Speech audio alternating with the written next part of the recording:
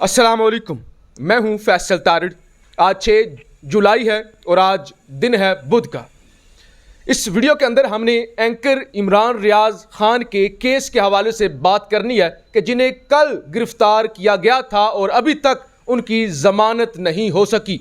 मेरे साथ पाकिस्तान के सीनियर तरीन सहाफ़ी शुएब भुट्टा साहब मौजूद हैं। शुएब भुट्टा साहब का सहाफ़ती कैरियर 35 से 40 साल का है। सबसे पहले मैं थोड़ा सा आपको बता दूं, एंकर इमरान रियाज खान के केस के हवाले से आज दिन को इस्लामाबाद हाई कोर्ट के अंदर समाअत हुई। जस्टिस अतर मनिल्ला साहब ने कहा क्योंकि ये पंजाब की हदूद से गिरफ्तार किए गए हैं तो लिहाजा इस्लामाबाद के अंदर इस मुकदमे की समाअत नहीं हो सकती। तो लिहाजा 4 घंटे तक अटक के मजिस्ट्रेट के सामने समाअत हुई। 4 घंटे समाअत करने के बाद अटक के मजिस्ट्रेट ने यह कहा कि सॉरी, ये केस मैं नहीं सुन सकता। उसके बाद रावलपिंडी के जुडिशल कम्प्लेक्स में एंकर इमरान रियाज खान को पेश किया गया। रावलपिंडी के मजिस्ट्रेट परवेज़ खान साहब ने मुकदमा सुना और वहाँ पर भी मदई पेश नहीं हुआ। याद रखिए, अटक के अंदर भी मदई पेश नहीं हुआ था जिसने FIR दर्ज कराई थी कि हमारे जज्बात मजरूह हुए हैं। पिंडी के अंदर भी मदई पेश नहीं हुआ और इसी तरह से 40 मिनट तक समाअत चली रावलपिंडी के अंदर भी। और उसके बाद परवेज़ खान साहब ने कहा कि सॉरी, ये केस मैं नहीं सुन सकता, ये FIA का केस है या मेरी जुरिडिक्शन नहीं है, मैं नहीं सुन सकता। तो इसी तरह से फिर एंकर इमरान रियाज खान की जो ज़मानत है वो नहीं हो सकी। इसी तरह से वो धक्के खा रहे हैं, इंसाफ के भीख मांग रहे हैं, लेकिन इंसाफ के अदारे जो हैं वो इंसाफ देने के लिए तैयार नहीं हैं। इस्लामाबाद के जज साहब ये कहते हैं कि मैं इंसाफ नहीं दे सकता। अटक के मजिस्ट्रेट कहती हैं कि मैं नहीं दे सकता। पिंडी के मजिस्ट्रेट कहते हैं कि मैं नहीं दे सकता। अब ये बड़ा सवाल है कि इंसाफ कौन देगा। आर्मी चीफ और फौज से जो सवाल पूछा गया है एंकर इमरान रियाज खान के वकील की जानब से कि दुनिया की छठी बड़ी फौज किस तरह एक सहाफ़ी के इख्तलाफ से कमज़ोर हो सकती है। इतनी बड़ी फौज क्या एक सहाफ़ी के इख्तलाफ से कमज़ोर हो सकती है। शुएब भुट्टा साहब से भी हम बात करते हैं। उससे पहले मैं आपको बता दूं कि आज इस्लामाबाद प्रेस क्लब के बाहर एहतजाज हुआ। एंकर इमरान रियाज खान की गिरफ्तारी को लेकर एहतजाज हुआ जिसके अंदर PTI के असद उमर, मुराद सईद और कुछ दीगर रहनुमाओं ने शिरकत की। सहाफ़ियों में समी इब्राहिम साहब थे, शुएब भुट्टा साहब वहाँ पर मौजूद थे, अरशद शरीफ साहब थे, जमील फारूकी साहब थे और मुईद पीरजादा साहब थे। लेकिन वो सहाफ़ी जो कहते हैं थैंक यू वेरी मच, मैंने इतना ही कहना था, और उनके साथ एक यूट्यूबर होता है असद तूर, उस वक्त तमाम सहाफ़ती कम्युनिटी इकट्ठी होती है और कहती है कि अगर आपने हमें हाथ लगाया तो हम तुम्हारे घरों में घुसेंगे। हमारे पास बंदूकें नहीं हैं लेकिन तुम्हारे घरों के किस्से मौजूद हैं। जनरल रानियों के बारे में हम सब जानते हैं। तो शुएब भुट्टा साहब से सबसे पहले हम ये जानेंगे कि एक सहाफ़ी पर इतना जुल्म हो रहा है, मुकदमा बना हुआ है, इंसाफ की भीख मांग रहा है, उसे टॉर्चर किया जा रहा है और दूसरे सहाफ़ी ये कहकर पीछे हटे हुए हैं कि देखिए जी वो तो PTI की वो लाइन लेता है, जबकि बाकी वो सहाफ़ी जो नून लीग की लाइन लेते हैं वो जब उन पर इस तरह का कोई केस बनता है तो वो कहते हैं देखिए जी ये तो आज़ादी इज़हार राय पर कदगन लग रही है। जी भुट्टा साहब। जी, ये तारड़ साहब बहुत शुक्रिया कि आपने इस मौजू को महव गुफ्तगू का हिस्सा बनाया। देखें, ये तकसीम जो है सहाफ़ियों की, ये आज की नहीं है। ये अयूब खान के मार्शल दौर से शुरू होती है। ज़ियाउल हक दौर, भुट्टो दौर, पीपल्स पार्टी दौर, नून लीग दौर, मुशर्रफ दौर, ये तकसीम इसी तरह रही है। कुछ हुकूमत को पसंद करते हैं, कुछ हुकूमत के ख़िलाफ़ होते हैं। जो हुकूमत के ख़िलाफ़ होते हैं उन पर मुकदमात बनते हैं और जो हुकूमत के साथ होते हैं वो उनका ठट्ठा उड़ाते हैं। ये एक बदकिस्मती का पहलू है कि सहाफ़ी हजरात जो हैं वो एक नुक्ते पे इकट्ठे नहीं होते। मैं कहता हूँ कि सहाफ़त और सियासत दोनों लाज़िम मलज़ूम हैं। जो सहाफ़ी होते हैं वो तकरीबन किंग मेकर भी होते हैं, मैं इससे इनकार नहीं करता, क्योंकि सहाफ़ी सियासतदानों को मशवरे देते हैं, सियासतदानों की प्रोजेक्शन करते हैं, सियासतदानों के साथ मेल जोल रखते हैं, उनसे ख़बरें लेते हैं, उनकी प्रमोशन करते हैं। तो ये सहाफ़त और सियासत कैसे अलग हो गया? हाँ, पसंद नापसंद है। कोई पीपल्स पार्टी को पसंद करता है, कोई नून लीग को पसंद करता है, कोई तहरीक इंसाफ को पसंद करता है, कोई जमात इस्लामी को पसंद करता है, कोई किसी और पार्टी को पसंद करता है। तो वो जब पसंद करते हैं और उनको मशवरे देते हैं और उनके साथ मेल जोल रखते हैं तो फिर उनके नुक्ता नज़र को भी प्रमोट करते हैं। और ये मैं समझता हूँ कि सहाफ़त में गैर जानबदारी का कोई अंसर है ही नहीं। हर किसी को कोई ना कोई पार्टी, कोई ना कोई नज़रिया, कोई ना कोई सोच, कोई ना कोई शख्सियत पसंद होती है जिसकी बुनियाद पे वो खड़े होते हैं और उसको साथ लेके चलते हैं। इमरान रियाज का क्लेम क्या है कि हमें बुलाया गया, हमें फाइलें दिखाई गई, हमें समझाया गया कि ये लोग करप्ट हैं, इनको इसलिए बहुत ज़रूरी है कि इनसे हम अपनी कौम की और मुल्क की जान छुड़वाएं और इनके ख़िलाफ़ करप्शन के मुकदमात बनाएं और इनसे रिकवरियाँ की जाएं। ये कसूर मैं समझता हूँ इमरान रियाज का भी है कि उसने उन फाइलों को सच समझ लिया, हालांकि वो फाइलें सच हैं कि नहीं है, ये एक काबिल तहकीक जुर्म है, या जुर्म ना कहें इसको, ये एक काबिल तहकीक बात है कि वो उनकी हैसियत क्या है, क्या वो फाइलें सच्ची हैं या जाली हैं। अगर सच्ची हैं तो वो बैकआउट क्यों कर लेगी। अच्छा, इसी तरह रजीम हम कहते हैं, रजीम सिर्फ सियासत में ही नहीं चेंज होती, रजीम अदारों में भी चेंज होती है। अदारों के जब लोग कुछ जाते हैं तो उनका बयानिया बदल जाता है। जो कल के चोर होते हैं वो आज के साहिब इक़्तिदार हो जाते हैं और जो आज के चोर हैं वो कल के साहिब इक़्तिदार होंगे। ये खेल है जो खेला जाता है, एक म्यूज़िकल चेयर खेल है। म्यूज़िकल चेयर खेल जिसने देखा है वो इस बात को समझता है कि ये क्या सूरत हाल है। जहाँ तक आपने बात की है एहतजाज की, तो मैं समझता हूँ कि सहाफ़ियों को इमरान रियाज के साथ खड़ा होना चाहिए। और ये बात इमरान रियाज की नहीं है, ये बात आपकी है, बात मेरी है। मैंने भी टार्चर बर्दाश्त किया है, मुझे भी कई दफ़ा निशाना बनाया गया, मैंने भी बेरोज़गारी देखी है ज़िंदगी में, मुझे भी किसी शख्सियत के या किसी सियासी नज़रियात के साथ खड़े होने की सज़ा मिली है। मैंने और मेरे बच्चों ने माशी कत्लेआम भी भुगता है और सियासी तौर पर पनिशमेंट भी भुगती है, बेरोज़गारी भी काटी है, मुझे भी उठा के ले गए थे। ये एक पुराना किस्सा है, लेकिन मैं इसको इस गुफ्तगू का हिस्सा नहीं बनाना चाहता। मैं ये समझता हूँ कि जिस सहाफ़ी के साथ भी ये होता है जुल्म, उसके साथ खड़ा होना चाहिए, उसके साथ आवाज़ उठानी चाहिए। आप बात का जवाब बात से दें। आप इमरान रियाज को झूठा साबित करें कि हमने फाइलें नहीं दिखाई, आप झूठ बोल रहे हो, आप उसको केस में ले जाएं, उससे गुफ्तगू करें, उस पर हर्जाना डालें, वो अपना साबित करे कि आपने फाइलें दिखाई हैं कि नहीं दिखाई। अगर नहीं दिखाई तो वो वहाँ पर झूठा साबित हो।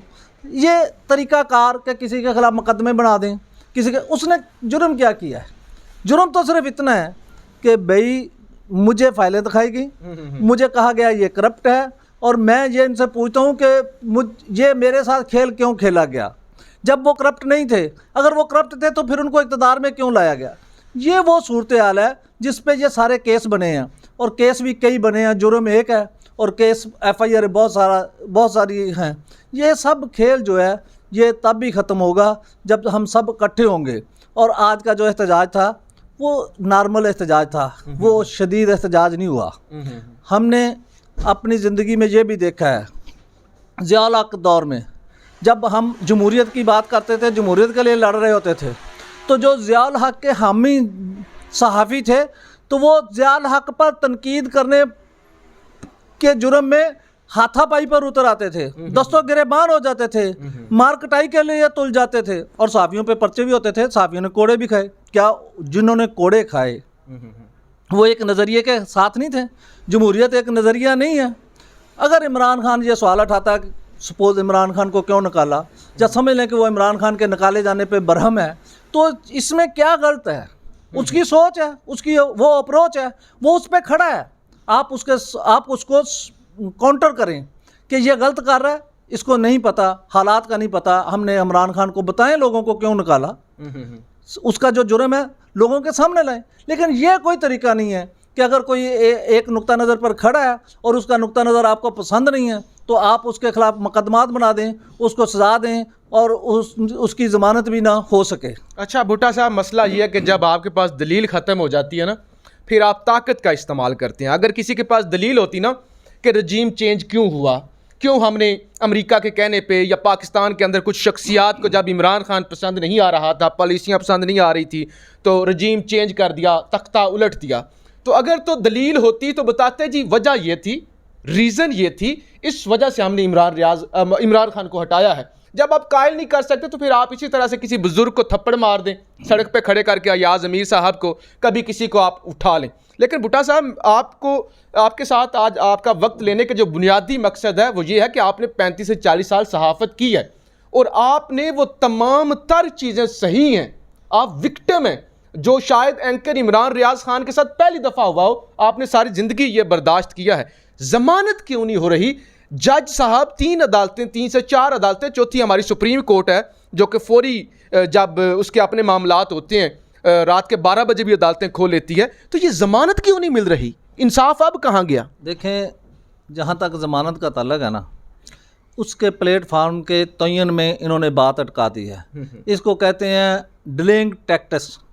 इंसाफ को डिले किया जा रहा है। मैं पूछता हूँ अपने आला तरीन अदलिया से कि जिस मजिस्ट्रेट को दरख्वास्त मिलने के बाद ये नहीं एहसास हुआ कि मेरा इसमें जुडिक्शन नहीं बनती, मेरी हदूद नहीं बनती, मैं ये केस नहीं सुन सकता, उसने 4 घंटे तक जी क्यों वकीलों को खपाया? दूसरे जो उसके पास मुकदमात थे वो भी मुतासर हुए। लोगों का इंसाफ डिले हुआ। उनको ये बात का दरख्वास्त देखी थी, वकील सामने खड़े थे, वो कहते कि जी ये मेरी जुडिक्शन नहीं बनती, मैं ये केस नहीं सुन सकता, आप केस कहीं और ले जाएं। अब जब वो केस वहाँ से अटक से निकला 4 घंटे बाद, अब आके फिर अटक गया पिंडी में। पिंडी में भी वही हुआ। अब उस मजिस्ट्रेट साहब की भी जुडिक्शन नहीं है, हदूद नहीं है। तो वल्लाह कोई बताए तो सही कि इमरान रियाज इंसाफ लेने के लिए कहाँ जाए? वो कौन सा प्लेटफार्म है जिसकी हदूद का तयन जिसने करना है? अगर ये FIA का इख्तियार था तो पुलिस ने क्यों काटी? जी अगर पुलिस का इख्तियार था तो फिर मजिस्ट्रेट ने सुनी क्यों नहीं? अगर दोनों गिल्टी हैं तो इनका क्या काम है? लोगों के टाइम ज़ाया करने का, लोगों के टैक्स के पैसे ज़ाया करने का? क्या वो SHO या वो मजिस्ट्रेट काबिले सज़ा नहीं हो सकता जिसको 4 घंटे में बात समझ आई कि ये मेरी जुडिक्शन नहीं है? उसने 4 घंटे क्यों ज़ाया किए? उस SHO को नहीं पता था कि ये FIR मेरी जुडिक्शन नहीं बनती, मैं क्यों काट रहा हूँ? कोई इनसे भी पूछेगा कभी कि आप ये क्या कर रहे हैं? मैं उम्मीद रखता हूँ कि ये केस हाई कोर्ट जाएगा। हाई कोर्ट में इमरान रियाज को इंसाफ भी मिल जाएगा और जुडिक्शन भी तय हो जाएगी। और मैं समझता हूँ कि ये FIR जो हैं ये इस काबिल ही नहीं है कि इन पे केस चलाया जाए। ये जज साहिबान को जिसकी भी जुडिक्शन बने, जिसके भी आगे केस लगे, उसको 2 सवालों पे कि भाई इस FIR की जुडिक्शन कहाँ थी, क्यों नहीं वहाँ हुई, अगर वहाँ नहीं हुई तो ये कैसे चल रही है, इसको उठा के कूड़ेदान में फेंक देना चाहिए और इमरान रियाज को घर भेज देना चाहिए कि जाओ तुम आज़ाद हो, अपनी सहाफ़त करो, अपनी सियासत करो, जो वो करना चाहता करे। ये क्या बात हुई कि आप सिर्फ उसको मेंटली टार्चर कर रहे हैं, उसको सिर्फ अपनी कस्टडी में रखा हुआ है, उसको हथकड़ी लगाई गई है। यार ये बताएं कि इमरान रियाज कौन सा टेररिस्ट है, दहशतगर्द है, या कोई गुंडा है, या वो कुछ चोरी डकैती की वारदातें करता है? क्या है ये, क्यों किया है? आप उसको साथ लेके जाते हैं, वो गाड़ी से खुद उतर के आपके साथ गया, वो कोई भागने वाला है? जब भागने का कोई खदशा है, सिर्फ लोगों को दिखाने के लिए और उसको टार्चर करने के लिए, उसकी फैमिली को टार्चर करने के लिए, उसके दोस्त अहबाब अजीज़ व अकारब को टार्चर करने के लिए कि हम ये करते हैं, और दूसरे साफ़ियों को ये दिखाने के लिए कि तुम बाज ना आए तो कल को तुम्हारे साथ भी ये होगा।